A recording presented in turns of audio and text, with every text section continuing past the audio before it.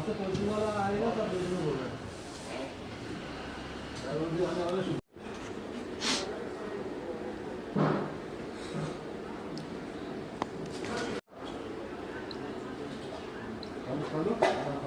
खाली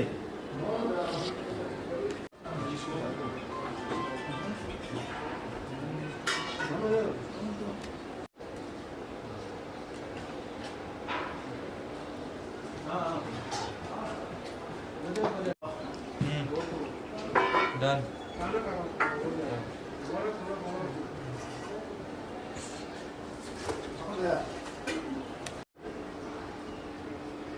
address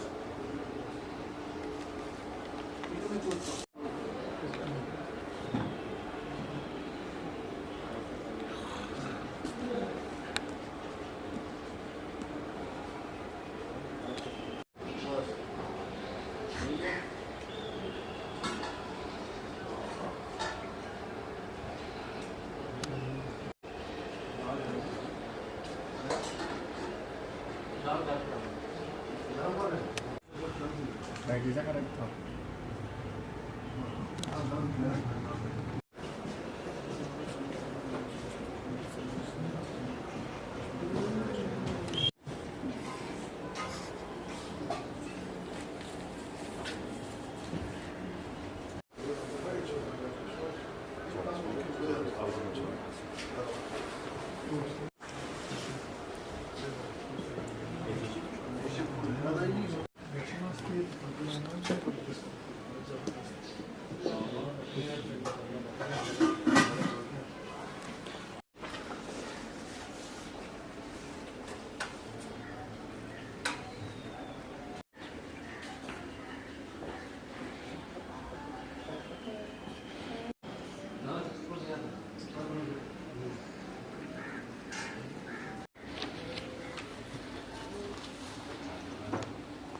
protest अगर fast on death इसलिए था कि जो हमारी एडमिनिस्ट्रेशन है यहाँ पे उनको ये अवेयर कराने के लिए कि हमारे पास जितने भी डॉक्यूमेंट्स हैं जो रिकमेंडेशन सारी है और जो फाइल पड़ी हुई है सेक्रेटरीट में उसके ऊपर उनका ध्यान खींचना।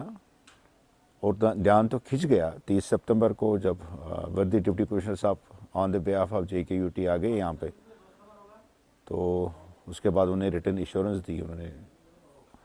उसके बाद हमारी मीटिंग हुई 5 अक्टूबर सेक्रेटरीट में, जो honourable adviser to his excellency LG साहब है श्री बशीर खान साहब, तो उनसे भी हमने बात की। उन्होंने हमें 5 दिन का टाइम दिया था कि मुझे 5 दिन दीजिए और 5 दिन के बाद हम आपके साथ फाइनल मीटिंग करेंगे।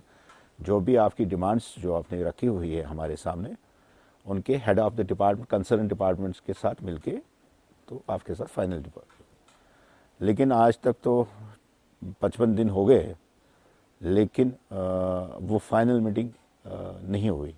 तो इसलिए हम मजबूर हुए फिर से एडमिनिस्ट्रेशन को ये याद दिलाने के लिए कि आपने जो रिटर्न एश्योरेंस हमें दे दी थी वो आपने फुलफ़िल नहीं की।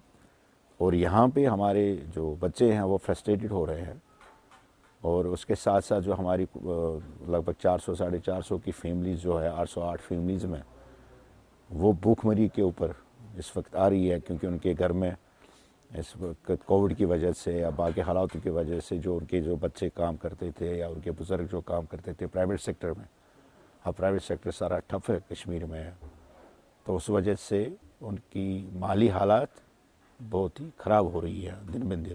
इसलिए हम फिर से सेकंड फेज़ जो है ये जो इतवार से 22 तारीख से शुरू हुआ, ये अब तब तक ख़त्म नहीं होगा।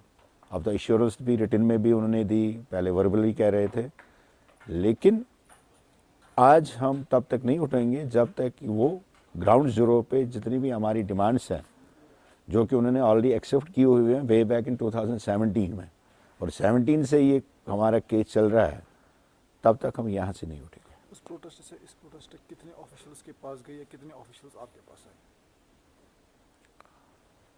हमारे पास तो कोई नहीं आया, आज की डेट तक हमारे पास कोई नहीं आया। खाली उसी दिन 30 तारीख को सितंबर की 30 तारीख को DC साहब यहाँ पे आए थे, उसके बाद कोई नहीं आया। तो आप यहाँ से गए, किसी को अप्रोच किया आपने?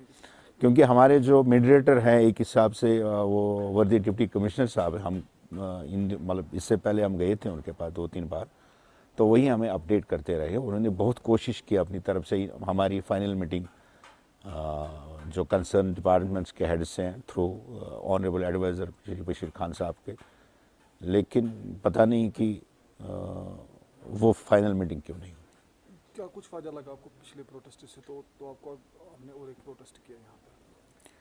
ये फ़ायदे वाली बात नहीं है। फ़ायदा क्या कि मुझे कौन सा एमपी और एमएलए बनना है कि इसलिए हम बैठे हैं यहाँ पे। और इस सर्दी के मौसम में तो कोविड भी है, मतलब बढ़ रहा है, लेकिन मैं इसलिए बैठा हूँ कि जिनके लिए मैं रिप्रेजेंट कर रहा हूँ पिछले 20 साल से, जब उनकी तरफ में देखता हूँ, जब उनकी घरों की हालत में देखता हूँ, तो एज ए लीडर मुझे ये मेरा फ़र्ज़ है कि एडमिनिस्ट्रेशन को उनकी ओर ध्यान दिलाने के लिए।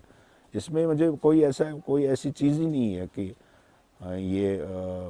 हम बैठे हैं इस सर्दी में कि कुछ ऐसा हो जाए, वो इसलिए नहीं बैठे हैं। क्यों आपको सरकार नज़रअंदाज कर रही है? मुझे लगा सरकार पहले भी मैंने कहा कि आज तो मुझे पूरा विश्वास है कि जब हमने ये इंडिविजुअल फैमिली के लेवल पे 1990 में जब हमारे कम्युनिटी के जो बाकी फैमिली मेंबर्स थे, बहुत सारी वजहों के कारण वो यहाँ से निकल गए, लेकिन हमने ये डिसाइड किया कि हम यहीं पे रहेंगे, क्योंकि हमें पूरा विश्वास था अपनी ईश्वर के ऊपर भी और अपने लोगों के ऊपर भी।